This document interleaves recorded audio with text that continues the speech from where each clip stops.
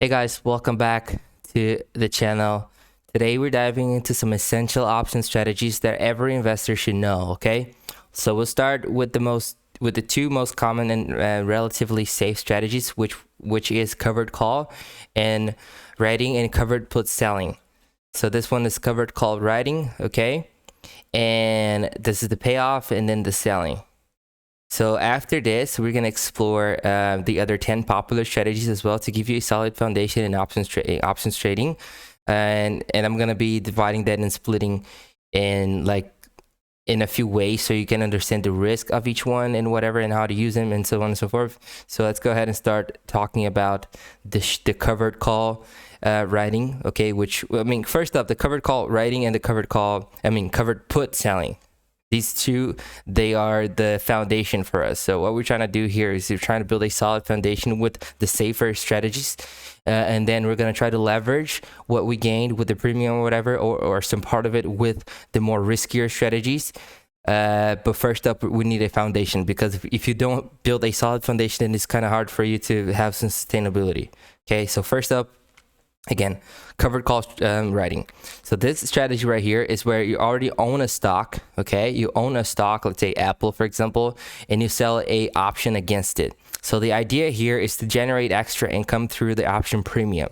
Okay, the premium is the percentage that you receive when you sell a option. So for example, when you own like 100 shares of a stock that's currently priced at $100, you might sell a call option with a strike price of 105, for example. So if the stock doesn't go above 105 on the expiration date, the option expires worthless, okay, and you keep the premium with you. So you actually gain the premium with you, and if it does, you still sell the shares at a profit, but you're probably gonna miss.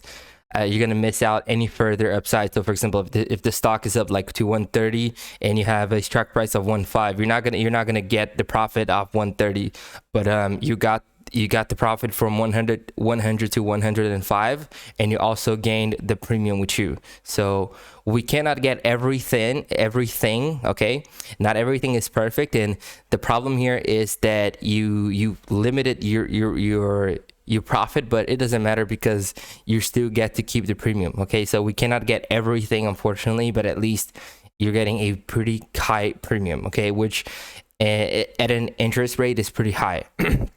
So like I said, the advantage of this strategy here includes generating extra income and reducing risk, since you already own the underlying stock. However, it does limit your potential gains if the stock price shoots up, like I said. But like I said, it's not like bad. It really is up to perspective. Like you got to look at it from a multiple perspectives, okay? Because you also don't know if the part's going to shoot up or not in the expiration date. So you got to look at it for multiple ways. But you might want to sell your stock at a strike price if the options is exercised, okay? So this is basically covered call writing. Now we have covered put selling. This strategy right here involves selling a put option and having the cash ready to buy the stock if the option is exercised. Okay, so it's basically a way to potentially buy a stock at a lower price while also earning some income from the option premium. So for example, in this case right here, if there's a stock you'd like to buy for a lower price, I don't know, maybe Tesla or Apple or whatever, you could sell a put option with a strike price below the current market price. So if the stock drops to that price, the option may be exercised, and you'll buy the stock at a lower price, effectively reducing the purchase cost by the premium you received. Okay, so the advantage here. Oh my God, I'm sorry. The advantage here is that you earn a income while waiting to buy the stock at a lower price. So the risk here is actually the only risk, quote unquote, is you actually have to buy a stock at a strike price if the market is below that strike price at the given time that you have. All right, that would be the downside.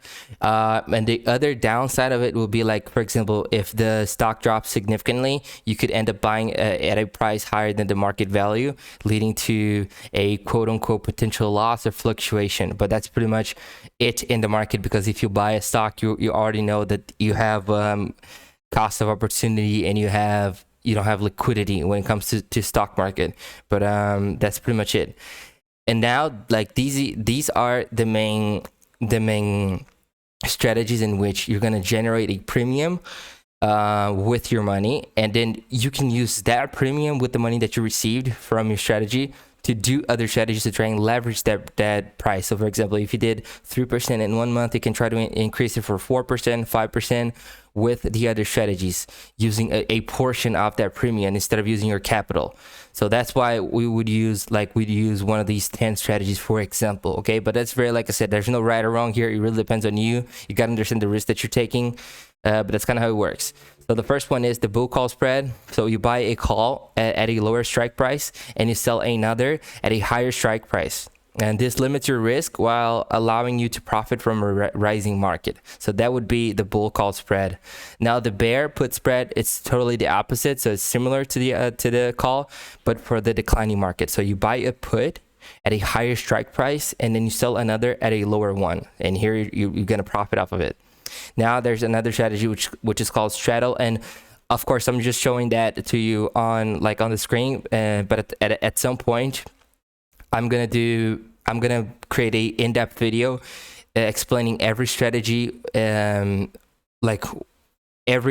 breaking down everything. And I also want to show it on the market so you can understand how to actually do it on the market, and how you can buy it, how you can place an order, how you can understand the risk, how you can understand the risk with your portfolio. So it's much easier and much intuitive than me just theoretically saying it to you. But before we go into practice, I need to explain the theory for you. But once you understand the theory, we can go ahead and go to the practice. Okay, so with that being said, let's continue. So straddle, you buy both a call and a put with the same strike price and the expiration. So this is going to be used when you expect a big move on the stock price, but you aren't sure which direction. So that's kind of how it works, and you need a lot of volatility for this one. So this is straddle. The strangle, which is number 4, is like the straddle, but with the different strike price for the call and put. So it's cheaper, but it requires a bigger move in a stock price to be profitable. Otherwise, you're going to be losing money. Yes, that's why the strategy is riskier than you doing, for example, covered call or cash secure put, because you run the risk of losing potentially everything or some part of it, different than like on covered call. Not that you cannot lose money on covered call, but the dynamic of the strategy is different. I'm just going to put it that way. Okay. Now we have iron condor. This involves selling a strangle and buying another strangle further out of the money. That's kind of how it works. It creates a profit range if the stock stays within a certain range. So it's kind of like this. You have a range in here, and then if the market stays between that range, you're going to be profitable. Otherwise, you're going to lose money. Okay, so that's the iron condor. But like I said, this is just theory. I'm going to explain that to you and practice later to make it easier, but let me get out the way first. So here we have the iron butterfly, number 6. This is similar to iron condor, but the middle option have the same strike price. So it's used when you expect the stock to stay around at a particular price. So if you think that the market is not going to move too much or not going to move at all, this is where you would be profitable. Now we have calendar spread. You buy a longer term option. So pay attention to this. You buy a longer term option and you sell a shorter term option with the same strike price. So this profits from the difference in the time decay. Okay, that's kind of how it works. Number 8 is covered strategy. So you sell a straddle while owning the underlying stock. So this generates income but can limit your gains if the stock price moves significantly. So that's kind of how it works. Now the number 9 is collar. So you buy a protective put and you sell a covered call. So this limits your downside risk while capping your upside potential. And last but not least, protective put. This is basically when you buy a put option to protect an underlying asset that you already own. I'm sorry. So it's like an insurance against a significant drop against the stock price. But keep that in mind that there are costs to all of these strategies. So even though you might use the premium that you generated with the main strategies, you might be like paying a lot of commission and costs to be protective, because there's nothing free in this market. So for everything that you want to try to do, if you want to protect yourself from a downside market or whatever, you need to pay a fee or a commission, which is bad. But I mean, it is just the way it is. You know, there's nothing free, like I said. But that's pretty much how it is. These are one of the main strategies that we're going to be using and talking about. But there are many other strategies. And like I said, guys, just take your time. I know this might be a lot for you. Even for me, sometimes I get lost as well, because it's too many things at the same time. But it's strategies. These are strategies that we're going to be talking about for us to generate our portfolio and to manage our portfolio and become safer with it. So that's kind of how it works. All right. And there you have it. Okay. So this is an overview of the key option strategies that can help you manage risk. So whether you're new to option or looking to refine your strategy, these tools, they're definitely going to be helpful for you if used correctly. So I cannot stress that enough. So if you have any questions, or you want to, I don't know, maybe understand more in depth about the strategies, just drop a comment below. I'll be happy to help you. Don't forget to like, subscribe, and hit the notification bell so you don't miss out on any of the future videos, especially because I'm going to be talking a lot about these things in here. So thank you so much for watching, and I'll see you in the next one. Bye.